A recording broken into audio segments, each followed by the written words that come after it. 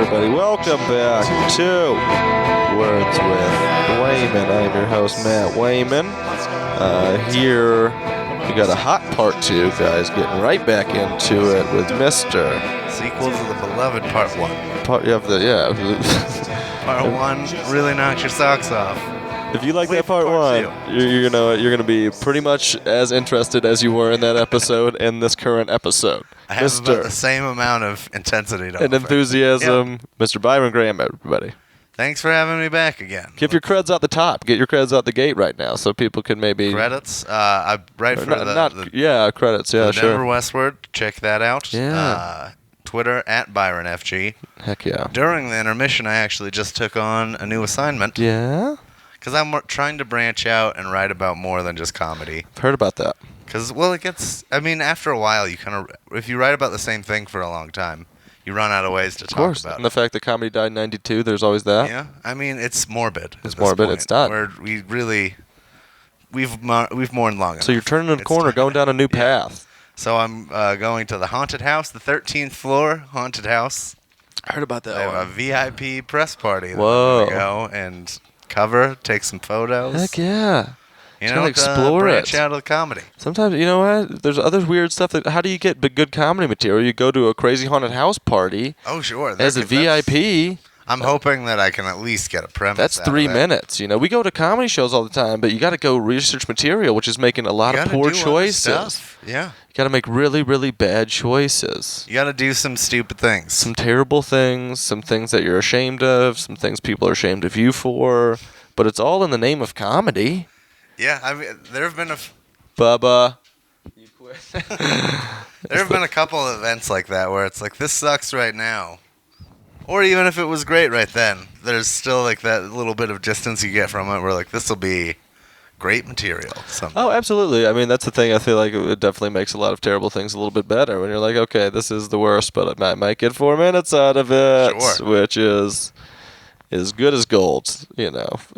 Although sometimes when a comedian is relating a story like that, if I can stop relating to the behavior, then the joke loses me a little, where it's like, why would you behave that way? Oh, absolutely. But I'm straining to think, Russell Brand has something like that, where it's like, all right, I guess this is a funny story, but like, who behaves like that? Yeah, I mean, it's always good for a story. I think a lot of people, the stories are just exaggerations of things they think about actually doing. Do you have that, like, the impulse? Because you're a real sassy customer. You're a real wiseacre. That is actually what I've been trying to brand myself as, and I'm glad that you picked up on that. Sassy customer. With an acre of wisdom. God, that is a good T-shirt. But, like, do you have that impulse to do the... Like, I remember that glass pool, you, like... kissed a homeless man who had clearly shit himself. Oh. Or you licked his face. Remember that? With the Glasspool's shitty show at Leela's? Oh, yeah, I did. Where there was that guy up front who had clearly shit himself. Of course. And I did not remember that. Style. That's my dad. That's my father. Yeah. And then you licked his face. You sat in his lap and licked his face. Mm-hmm. I think probably just trying to at least... The fact that we have the microphone is a big status thing, so probably just to push that across and to get weird, because I mean that show was, I felt like it was the weirdest anyway, so it's like if this is the weirdest thing anyway and this is so bad, then can we at least maybe have some sort of weird fun with it or get something new out of it, you know? Then if you just go up and do jokes, and then I'm going to feel terrible telling my jokes, but I was in like maybe 8 months at that point, and I was just, I hated it. It was that thing we were talking about where every bad set feels like a slight against you. Oh, that is your fault. Yeah. Like it's because you're not funny. Yeah, where it was just like nobody could have. You looked at that guy's face and you still didn't faze him. Yeah, that was crazy. Maybe I was trying to get a rise out of it. Maybe nowhere else to go. No, you try to go for it sometimes. You know what I mean? Maybe you find something new. Maybe I forgot about that until then. Maybe I should have written a good licking homeless guy's face jokes. Story. And then you could, or just never remember that. I just like black out, even though I'd only had like a twitch or an itch. Like you got fleas now. Sometimes you got to push the envelope. Stand up is such a weird thing these days, anyway. Of just like a force throwing it down people's throats, especially when nobody there knew it was happening or wanted it to happen. Yeah, they did not want it to happen. It's like that the worst. place is a weird. It's Leela European Cafe in Denver on 15th Street. Very weird. Good food, good coffee. Place. Yeah. Is it? We did a show on just tonight that they weren't ready for it, But it's like that place. They have an open bar, but it's a coffee shop. They're open Yeah. 24 hours a day. It just attracts all types of degenerates, weirdos, needle drug users. and especially like people that like to get their faces licked, but also not surprised. Yeah, that's the thing is that he didn't bat an eye. Like, and that's my thing too. I would take a show there again. I'd be like, yeah, I'd probably try it out again. Maybe something weird happens this time too. We're all like abused spouses. Yeah, in venues. those are like the little things that I want. I could have just been doing my material that I do all the time. Maybe try to explore the new deep web of comedy, which is something like that. The deep. Do you know much about the dark web? No, I don't. The deep web. I don't know. How do you log on to it? I feel like it's like in my dream, it's like an AOL sign up. It's like It's like you have to wait on the things again. In my dream, it's like that movie Pulse or The Ring or something where it looks like a horror movie. Oh yeah. Because the dark web, it sounds scary and dangerous. It does. But I feel like it just doesn't exist. It's just a bunch of people talking about battle bots. Hopefully, if we're lucky. This podcast is gonna get hacked like immediately and shut down before it even goes like live. How did they do that? It's like deep web, how did they get my credit card? Have some respect. And I was like, and they're like they got mine. They're like, take it back. I'm like, no, you guys stole it. That's on you. That's yours. That's yours. Too bad for you. I always wondered how that like, what if you identity thief somebody really broke? Are you just like, shucks. That's it. I did a dumb little bit about it for a while, just like that. It's like, you take this on. You shouldn't have gone to college, so that was on you. They just throw them away because they take so many identities, I feel like, all the time. They've got an excess of identities. That's a scary racket.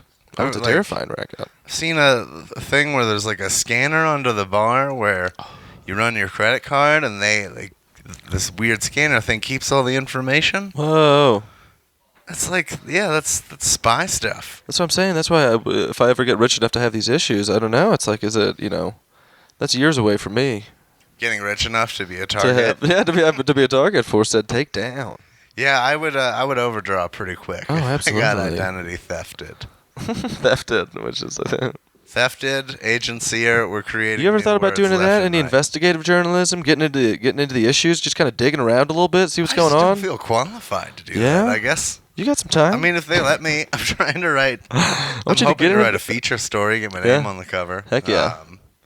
Hot lead. How does that go? How do you get to? So you just get a good scoop. You run it by. Pitch a story. Pitch a feature. Yeah, I haven't tried pitching one yet because I haven't really thought of anything that was good enough. Yeah. Or like newsworthy. There are things where I would want to write I don't know how many thousand words they end up being, but there are all sorts of things I'd want to write that much about, but that you would put on the cover of a magazine, I don't necessarily know. Crazy, yeah. It definitely fits a specific Although, niche they've put some dumb stuff on there. I don't want to lie. Yeah. Westward, not every cover is a gem. Some of them are pretty embarrassing. They got some cool stuff too. They're pushing. Oh, they do. I mean, just not every story they do is all that necessary. Oh, absolutely. Yes. I mean, but that's every media outlet ever. I'm sure it's tough to pick and choose too, especially with everything that they're doing down there. I'm sure it's a lot going on all the time, sort of taking care of all that print and stuff. Oh, it's huge. Whenever I go into the office, I'd never recognize anybody except the people I work directly with. I don't go in that much because of that weird alienating feeling. Like I feel like I'm gonna get kicked out. Yeah. Some security guards like, kid, scram. Get out of here, kid. Come on, send us those top 10. Why don't we say scram anymore? We're trying to bring it back. That was half the reason I started this podcast. You scamps need to scram. Get out of here, kids. Scram. Scram. Sounds like a cat meow as well. Scram. Darn kids keep coming around. Kids need to scram. Stop it. They're trying to stop the paper from running. But they're running the papers. What's the deal? Presses never stop. Or do they?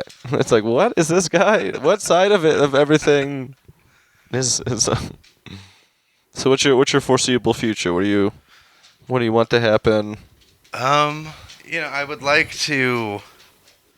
I'd like to try and get back to doing more creative writing. Maybe maybe like an immediate step would try to be like branching out into sketch writing. Of course. Try and put some, that's a good A way big to put a thing. script together early. Sort of get the ropes with that. Try and be more of visible. course. And I feel like when you're writing stories like that, you know how to kind of translate dialogue too. Yeah. Although the sketch, I haven't really figured it out. That's a really hard. Sketch is a hard format for one me. to write dialogue that sounds real. Yeah, to like not have it sound like two people telling one person's joke. Oh, absolutely. Like I'm not 100% sure how to do it yet. I think it just comes from doing it and doing it because like sometimes you have glimpses and hopefully it becomes easier and easier over time, but and the it's thing definitely that that's the hardest terrifies part. me about it is like if most sketches hinge around one or two joke premises, and if the audience is not on board, you have nowhere to go. You've got the script that you got to play all the way through. I think a lot of people you sit back on relationships, so it's always relationship, and then it's just jokes based on that relationship as in trying to put it onto a couple jokes to bring it, trying to make everything relationship based and everything else incidental. Are you guys gonna try and bring in recurring characters or anything for the agency? We do. So we just pretty much just shoot all of us right now. We've got London for it and stuff, but we're definitely getting to the point where we want to start working with other people. We just found. No, I meant like recurring sketch, like SNL style, like Gilly. Oh, the agency have we Gilly had yet? some going for a while, and then we definitely take care of some of our sketches, repunch them up and stuff, and replay them at different times with different characters. We had How one. much does because you shoot them, you don't generally do any of them live, right? We do 2 live each week, and then we shoot one.